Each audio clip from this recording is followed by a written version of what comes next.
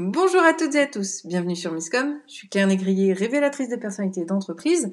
J'accompagne, pour ceux qui me découvriraient sur cette vidéo, les entrepreneurs, les TPE-PME et même les plus grosses entreprises dans leur stratégie de communication et l'élaboration de leurs outils en passant pour une gestion en autonomie par la formation. Cette semaine, nous abordons la notion de contenu gratuit. Qu'est-ce que c'est? Pourquoi faut-il en faire? C'est un petit peu ce que nous avons vu lundi et mardi.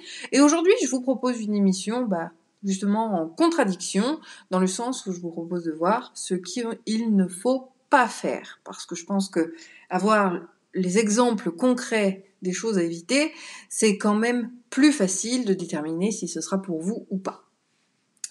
Pour ceux qui me découvriraient, je vous invite à liker la page, vous abonner à la chaîne et dans les deux cas, cliquez sur la petite sonnette de notification pour savoir quand il y aura de nouvelles vidéos. Normalement, c'est lundi, mardi, jeudi et même vendredi sur Facebook. Et puis, si vous appréciez la thématique et les problématiques que je soulève, n'hésitez pas à mettre un pouce en l'air à cette vidéo. Donc, le contenu gratuit, ce qu'il ne faut pas faire, le premier point, je vous le donne en mille, c'est de ne pas avoir mis de stratégie avant. Ne pas avoir défini votre objectif est une grosse contrainte que vous allez vous coller. Parce que, en général, si vous ne répondez pas à un objectif, généralement, vous travaillez pour rien. Donc, créer du gratuit sans avoir identifié l'objectif qui se cache derrière ne servira à rien. Puisque, on peut partir dans tous les sens et on n'a pas une notion guidée de ce que l'on pourrait faire. Donc ça, c'est le premier point, le plus standard que je puisse vous donner. Deuxièmement, ce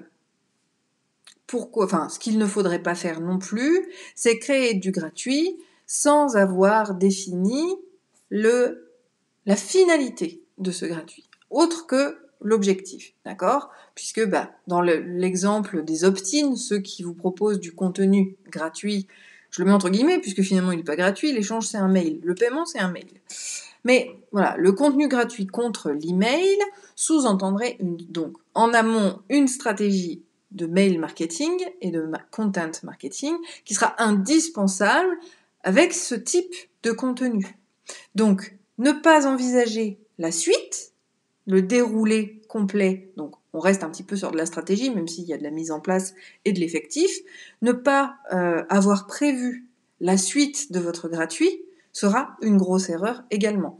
Alors, je vous prends l'exemple du mailing, parce que c'est vraiment le plus standard. Si je fais un opt-in, mais que j'envoie jamais de mail et que j'ai pas prévu de contenu par mail, ça ne sert absolument à rien de demander l'email. C'est une perte de qualité et puis même une perte de crédibilité auprès de ceux qui donneraient leur mail, puisque s'ils le donnent, c'est qu'ils attendent effectivement d'avoir des retours de vous, d'avoir des nouvelles, même si elles sont que de temps en temps, malgré tout, il faut pouvoir les exploiter. Donc si vous n'avez pas l'intention de faire de mail, il ne faut pas faire d'opt-in et il ne faut pas faire de documents qui nécessitent et qui demandent l'email en échange du document.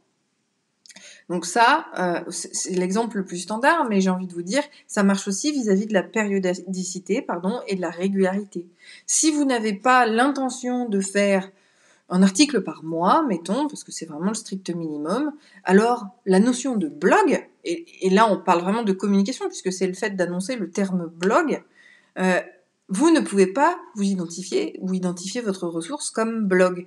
Parce que le blogging, en tant que stratégie de contenu, a déjà des codes, d'accord? Et dans ces codes-là, ça va être une régularité. Le minimum, en général, c'est une fois par semaine. C'est pour ça que je dis vraiment une fois par mois, c'est le mini-mini. Et je sais que ça fonctionne puisque je vous propose d'aller découvrir ma cliente Smile Assist, Adeline, que j'ai accompagnée il y a un petit moment maintenant, qui se fixe comme objectif un article par mois, qui y arrive très bien. Et grâce à cette publication unique mensuelle, elle arrive quand même à gagner, notamment vis-à-vis de LinkedIn, pas mal de monde et de brasser un certain nombre de prospects. Donc oui, ça marche à partir du moment où on a de la régularité et bien évidemment que notre contenu est intéressant pour notre audience. D'ailleurs, j'en viens au troisième point. Ce qu'il ne faut pas faire, ce serait écrire du contenu sans tenir compte des attentes de son audience. Oui, parce que si on parle, je sais pas moi, j'ai envie de vous dire que la cuisine, tout le monde pourrait en parler, mais pour une experte en communication, on va attendre de moi des sujets sur la com. Si je me mets à vous faire une vidéo pour vous raconter ma recette de crêpes, on n'est pas crédible. on a un souci, on est en décalage avec ce qu'attend notre audience, ou alors on le fait sur un blog personnel qui n'a rien à voir avec notre métier, qui n'a rien à voir avec notre expertise, et qui va s'adresser finalement à tout le monde, et certainement pas à nos futurs clients ou à notre réseau. Voilà, donc ne pas faire de contenu gratuit non plus si on n'a pas donc la teneur d'en faire de manière régulière, parce qu'encore une fois, selon les objectifs que vous avez fixés, il faut une régularité à ces contenus-là, et également le fait de donner des choses qui soient à la fois sur votre expertise, premier point. Deuxième point, à la demande de votre audience. C'est aussi pour ça que j'insiste très souvent dans mes lives en vous disant, si vous avez des problématiques, si vous avez des questions en ce moment, mettez-les-moi en commentaire, envoyez-les-moi en message privé ou par email, tout simplement parce que c'est essentiel pour moi d'avoir vos problématiques de manière à y répondre pendant mes vidéos. Et forcément, vous n'êtes pas les seuls à avoir la même problématique au même instant. C'est l'effet de groupe, c'est l'effet sociétal, c'est l'effet aussi des événements, d'accord ? Souvent, en ce moment, sur les relances, sur comment redynamiser son entreprise. C'est un petit peu d'ailleurs ce qu'on verra demain dans mon intervention sur les rendez-vous de la stratégie. D'ailleurs, mea culpa, il y a eu une erreur dans le planning. Bref, ça c'est un autre sujet. Malgré tout, on est un peu tous les mêmes questions aux mêmes périodes parce qu'on est confronté aux mêmes problématiques. C'est aussi pour ça qu'il est intéressant pour moi qu'il y ait au moins une personne de temps en temps qui m'envoie un message, quel qu'en soit le format, pour pouvoir me dire ce qui l'intéresse en ce moment, parce que je sais qu'il ne sera jamais tout seul à être intéressé par ce sujet-là. Et donc, ça me permet de créer des lives qui vous intéressent vraiment et qui est au cœur de vos problématiques à l'instant T.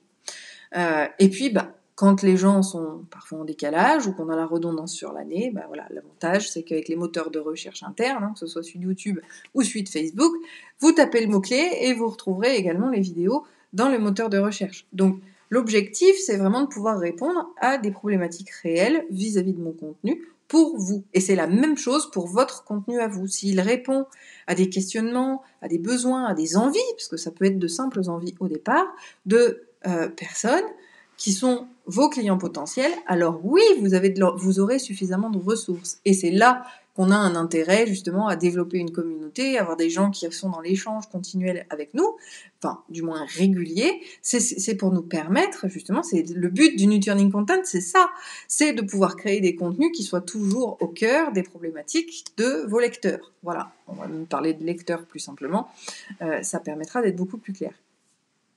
Donc le principe, c'est de toujours répondre et de créer des sujets qui sont au cœur de ce que vous faites pour votre audience, et c'est ce qui fonctionnera toujours. Alors après, comme je le disais, vous pouvez très bien avoir d'autres blogs personnels, et on peut même faire un melting pot des deux, c'est-à-dire les partager dans les deux sens, voilà. Ça, c'est pas impossible, mais on segmente, et sur un blog professionnel, on va bien évidemment n'écrire que sur sa thématique en partant des problématiques de ceux qui nous lisent. C'est de la logique, certes, mais c'est important de le dire. Donc, à ne pas faire ce type de choses. N'oubliez pas votre audience, n'oubliez pas vos objectifs pour pouvoir créer un contenu gratuit qui sera effectivement intéressant et pertinent. D'accord ? La notion de pertinence est quand même un élément essentiel dans la création de son contenu.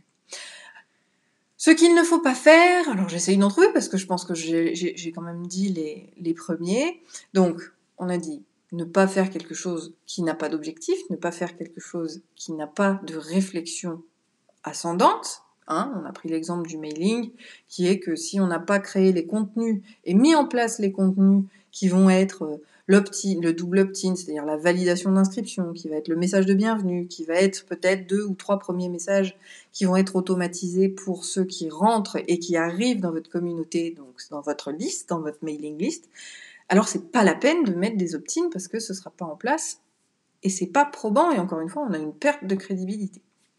On a la notion de régularité qui est importante et la notion donc de crédibilité sur les sujets abordés, que ce soit par rapport à votre expertise ou ce qu'attend votre audience. Je pense que déjà, avec ces 4 erreurs, vous avez brassé. Alors, vous allez peut-être me dire, ok, mais alors, si je fais pas de stratégie, si j'ai pas envie de faire d'email, si j'ai pas envie, si j'aime pas écrire, parce que oui, voilà, un autre truc à ne pas faire, ne faites pas de contenu que vous ne maîtrisez pas, que ce soit sur l'aspect sujet, mais sur l'aspect technologique, d'accord? Si, je vous donnais l'exemple, si on est vraiment nul en orthographe et qu'on n'a pas un relecteur, qu'on n'a pas quelque chose, le support écrit risque d'être très difficile à avoir puisque ça plombe la crédibilité.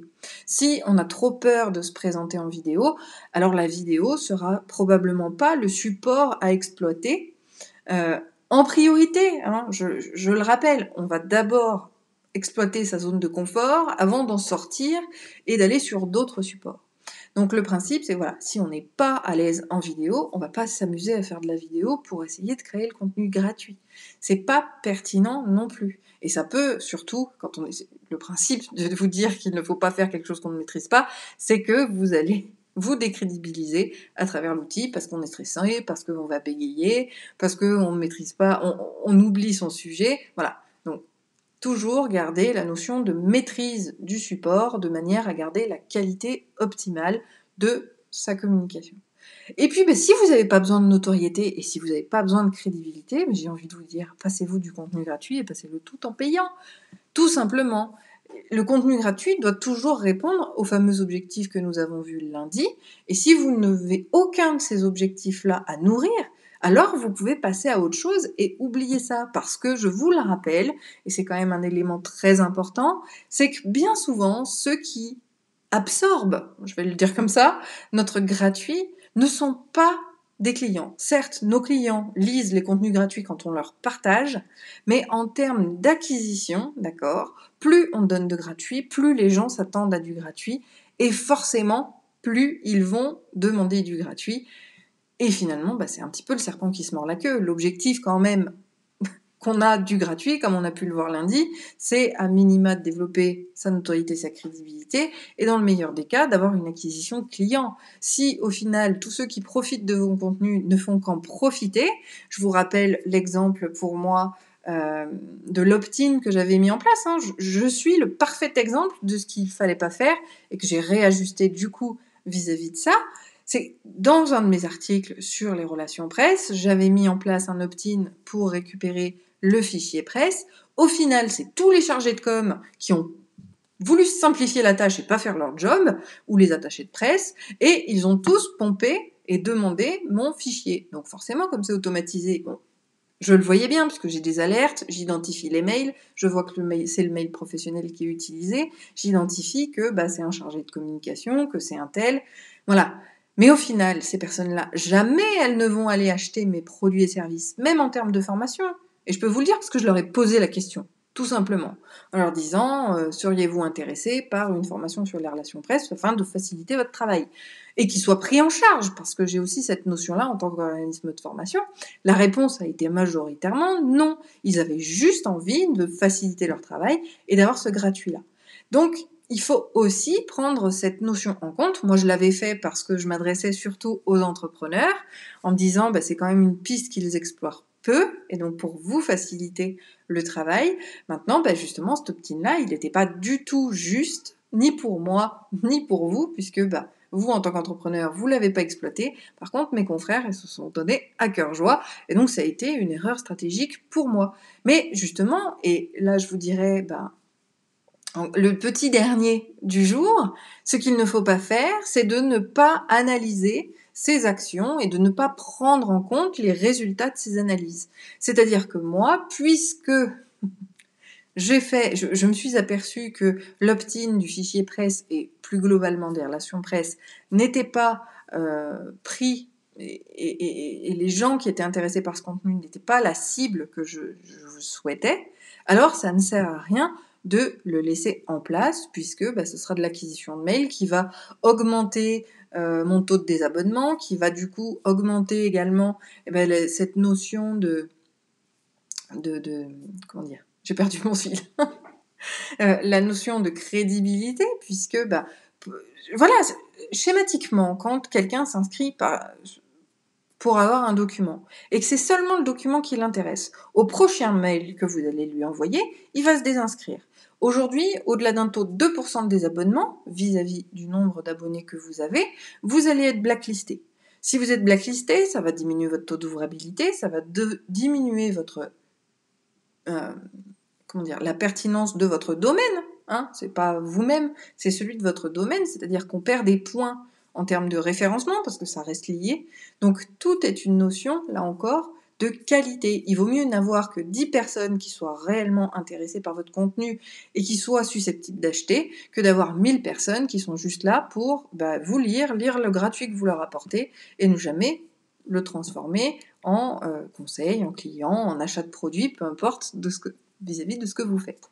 En tout cas, voilà, sachez toujours analyser vos actions, voir si vous en obtenez et ça répond bien à l'objectif, d'accord ? Est-ce que votre crédibilité augmente ? Est-ce que votre notoriété augmente ? Est-ce que vous voyez votre e-réputation qui se développe au-delà de s'augmenter? Est-ce que ceux qui téléchargent l'opt-in sont bien des gens que vous souhaitez avoir dans votre mailing list? Ça reste des éléments très importants à prendre en compte.